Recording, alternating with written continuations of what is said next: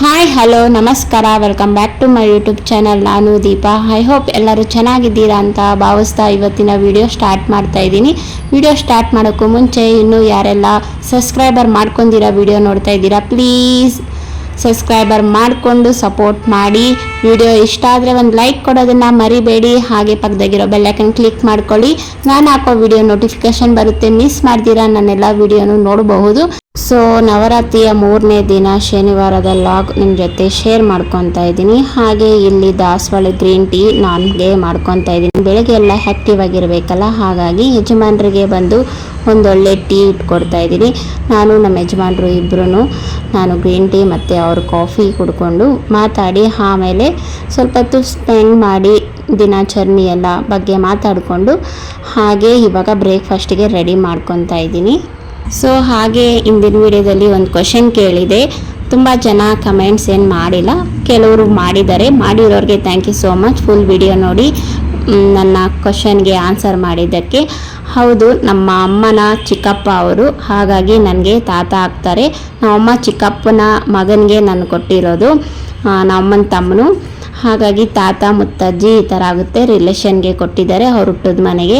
ಯಾರೆಲ್ಲ ಕರೆಕ್ಟಾಗಿ ಕಮೆಂಟ್ ಹಾಕಿದ್ರು ಎಲ್ಲರಿಗೂ ಥ್ಯಾಂಕ್ ಯು ಸೋ ಮಚ್.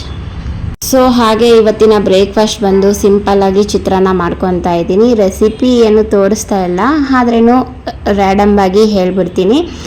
ಈ ಥರನೂ ಸಿಂಪಲ್ಲಾಗಿ ಮಾಡ್ಕೊಬೋದು. ಟೇಸ್ಟ್ ಅಂತೂ ಸಖತ್ತಾಗಿರುತ್ತೆ. ಎಣ್ಣೆ, ಜೀರಿಗೆ, ಸಾಸಿವೆ, ಕಡಲೆಬೇಳೆ, ಉದ್ದಿನಬೇಳೆ, ಕಡಲೆಬೀಜ ಸಣ್ಣದಾಗಿ ಕಟ್ ಮಾಡ್ಕೊಬೇಕು, ತುಂಬ ಸಣ್ಣದಾಗಿ ಚಾಪ್ ಮಾಡ್ಕೊಬೇಕು. ಈರುಳ್ಳಿ ಮತ್ತು ಹಸಿಮೆಣಸಿನ್ಕಾಯಿ, ಕರಿಬೇವಿನ ಸೊಪ್ಪು, ಸ್ವಲ್ಪ ಉಪ್ಪು ರುಚಿಗೆ ತಕ್ಕಷ್ಟು ಮತ್ತು ಒಂದು ಚಿಟಿಕೆಯಷ್ಟು ಅರಿಶಿನ, ಕೊತ್ತಂಬರಿ ಸೊಪ್ಪು, ಇಷ್ಟೇ. ಇವೆಲ್ಲ ಚೆನ್ನಾಗಿ ಫ್ರೈ ಆದಮೇಲೆ ಕಾಯಿ ಹಾಕ್ಕೊತಾ ಇದ್ದೀನಿ. ಸಣ್ಣದಾಗಿ ತುರ್ಕೊಂಡಿರ್ತೀರಲ್ಲ ಅದು ಕೊಬ್ಬರಿ, ಅದನ್ನು ಹಾಕ್ಕೊಂಡು ಚೆನ್ನಾಗಿ ಮಿಕ್ಸ್ ಮಾಡಿ ಲಾಸ್ಟಿಗೆ ನಿಂಬೆಹಣ್ಣು ಹುಳಿ ಹಿಂಡ್ಕೊಂಡ್ರೆ ಸಿಂಪಲ್ಲಾಗಿ ಚಿತ್ರಾನ್ನ ಗೊಜ್ಜು ರೆಡಿ ಆಗುತ್ತೆ.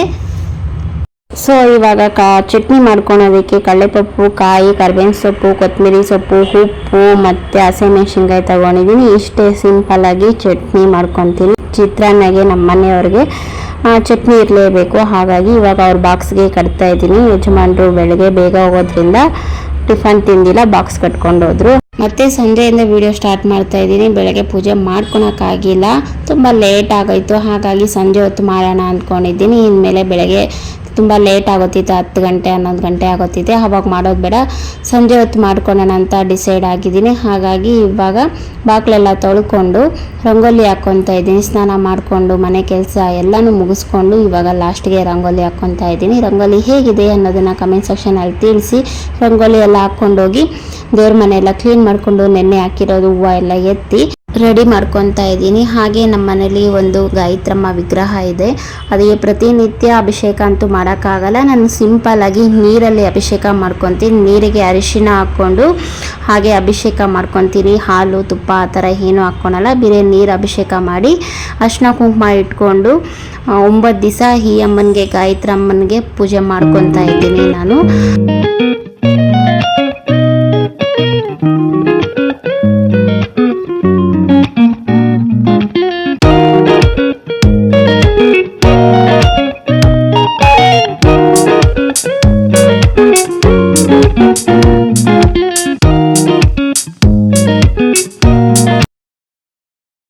ಸೊ ಪೂಜೆ ಎಲ್ಲ ಮುಗಿಸ್ಕೊಂಡೆ. ನಮ್ಮನೆಯ ನವರಾತ್ರಿ 3ನೇ ದಿನದ ಪೂಜೆ ಈ ಥರ ಸಿಂಪಲ್ಲಾಗಿ ಮಾಡ್ಕೊತೀನಿ.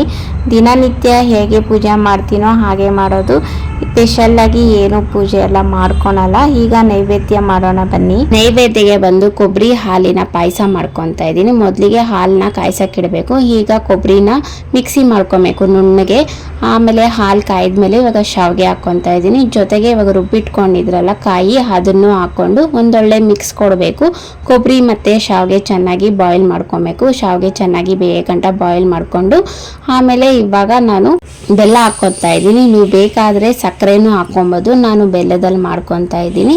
ಬೆಲ್ಲ ಹಾಕ್ಕೊಂಡು ಒಂದೊಳ್ಳೆ ಮಿಕ್ಸ್ ಕೊಟ್ಟು ಚೆನ್ನಾಗಿ ಬಾಯ್ಲ್ ಮಾಡ್ಕೊಂಡ್ಮೇಲೆ ತುಪ್ಪದಲ್ಲಿ ದ್ರಾಕ್ಷಿ ಗೋಡಂಬಿನ ಹುರಿದು ಹಾಕ್ಕೊಂಡು ಮತ್ತು ಫ್ಲೇವರ್ಗೋಸ್ಕರ ಏಲಕ್ಕಿ ಪುಡಿ ಹಾಕ್ಕೊಂಡ್ರೆ ಕೊಬ್ಬರಿ ಹಾಲಿನ ಪಾಯಸ ನೈವೇದ್ಯಕ್ಕೆ ರೆಡಿ ಆಗುತ್ತೆ.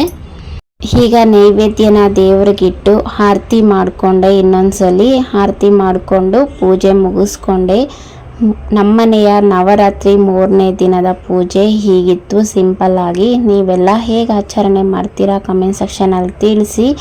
ಹಾಗೆ ಇವಾಗ ಮಂಗಳಾರತಿ ಎಲ್ಲ ಮಾಡಿರೋ ಪಾಯಸನ ಮಕ್ಕಳು ನಾವು ಎಲ್ಲರೂ ತಿಂದು ಹಾಗೆ ಸ್ವಲ್ಪ ಹೊತ್ತು ಕೂತ್ಕೊಂಡು, ಹಾಗೆ ಸ್ವಲ್ಪ ಫ್ರೂಟ್ಸ್ ಇತ್ತು ಮನೆಯಲ್ಲಿ, ಹಾಗೆ ಸ್ವಲ್ಪ ಸಲಾಡ್ ಮಾಡ್ಕೊಳ್ಳೋಣ, ಫ್ರೂಟ್ ಸಲಾಡ್ ಅಂತೇಳ್ಬಿಟ್ಟು ದಾಳಂಬ್ರಿ ಮತ್ತು ಬನಾನಾ, ಆಪಲ್ಲು ಇವನ್ನೆಲ್ಲ ಸಣ್ಣದಾಗಿ ಕಟ್ ಮಾಡಿಕೊಂಡು, ಡ್ರೈ ಫ್ರೂಟ್ಸ್ ಹಾಕ್ಕೊಂಡು, ಜೇನುತುಪ್ಪ ಮತ್ತು ಕಾಮಕಸ್ತೂರಿ ನೆನೆಸಿಟ್ಟಿದ್ರಿ ಅದನ್ನು ಹಾಕ್ಕೊಂಡು ಎಲ್ಲ ಮಿಕ್ಸ್ ಮಾಡಿ ಇವಾಗ ಎಲ್ಲರೂ ಬ್ಯಾಟಿಂಗ್ ಮಾಡ್ತಾಯಿದ್ರಿ. ಓಕೆ ಫ್ರೆಂಡ್ಸ್, ಈ ವಿಡಿಯೋನ ಇಲ್ಲೇ ಎಂಡ್ ಮಾಡ್ತೀನಿ. ಐ ಹೋಪ್ ಈ ವಿಡಿಯೋ ನಿಮ್ಗೆ ಇಷ್ಟ ಆಗಿರಬಹುದು ಅಂದ್ಕೊತೀನಿ. ಸ್ವಲ್ಪ ಆದರೂ ಇಷ್ಟ ಆದರೆ ಲೈಕ್ ಮಾಡೋದನ್ನು ಮರಿಬೇಡಿ. ಮತ್ತೊಂದು ವಿಡಿಯೋದಲ್ಲಿ ಸಿಗ್ತೀನಿ. ಬಾಯ್.